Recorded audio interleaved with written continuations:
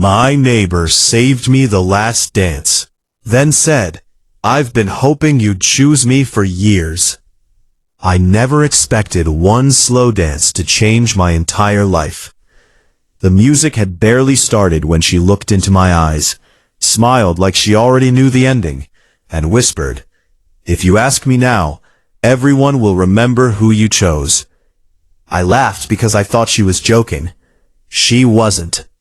Less than 10 minutes later, after the song ended, she leaned close enough for only me to hear. "Everyone saw you choose me." The way she said it made my heart skip. Not because of what everyone else thought. Because I suddenly realized, maybe she wanted me to choose her all along. My name is Ethan, and for 3 years, I had lived next door to Lily.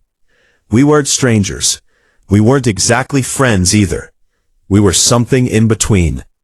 We borrowed sugar, collected each other's packages, watered plants during vacations, and sometimes talked over the fence while pretending we weren't waiting for those conversations.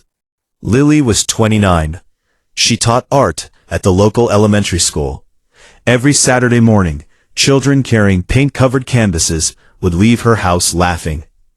She had this quiet kindness that made people relax around her. I worked as a mechanic. My hands were usually covered in grease, my shirt smelled like motor oil, and most days ended with sore muscles and tired feet. Somehow Lily never seemed to mind. Whenever I fixed something outside, she'd appear with lemonade. Whenever her car made a strange noise, she'd ask if I had 5 minutes. I always had 5 minutes for her. I just never admitted why. The invitation to the wedding came from our elderly neighbors across the street. Their granddaughter, Emma, was getting married. The entire neighborhood was invited. The ceremony took place in a beautiful garden just outside town. White flowers lined every aisle. String lights hung between old oak trees. The sunset painted everything gold. I arrived alone. So did Lily. When she spotted me near the reception tables, she waved. "Ethan." I stopped myself. She wore a deep blue dress that matched her eyes. She laughed. "You forgot how to finish sentences?" I did. She smiled. "I'll take that as a compliment." We ended up sitting beside each other during dinner, because the seating cards happened to place us together. Or maybe Emma had planned it.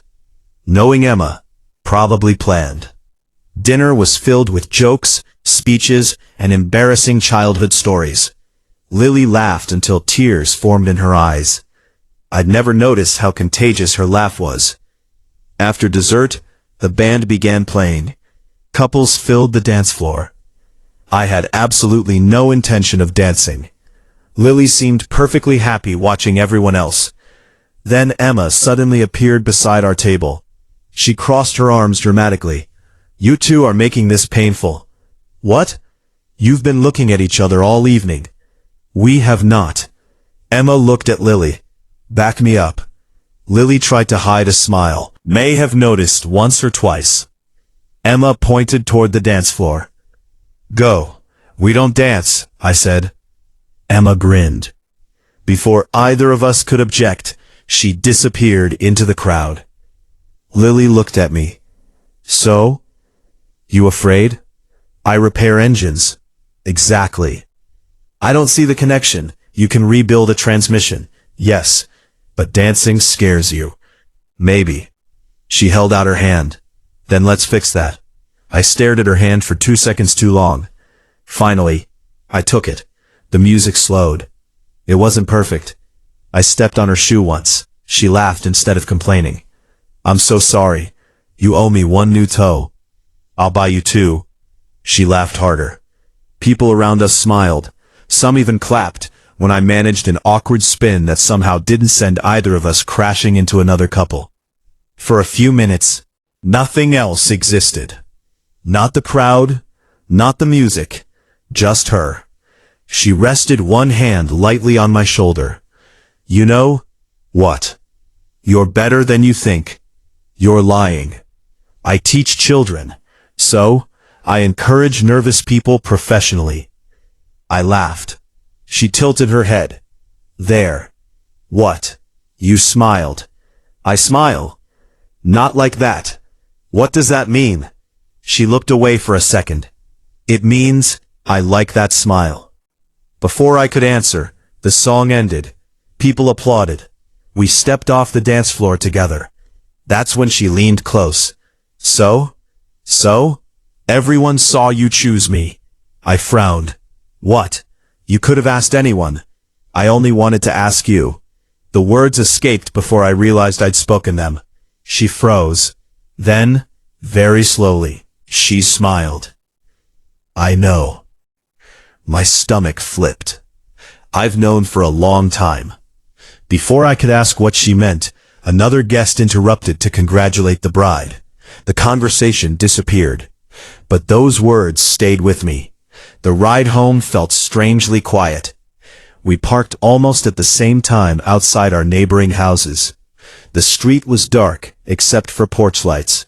Neither of us went inside immediately. She stood beside her mailbox. I leaned against mine. You had fun? I asked.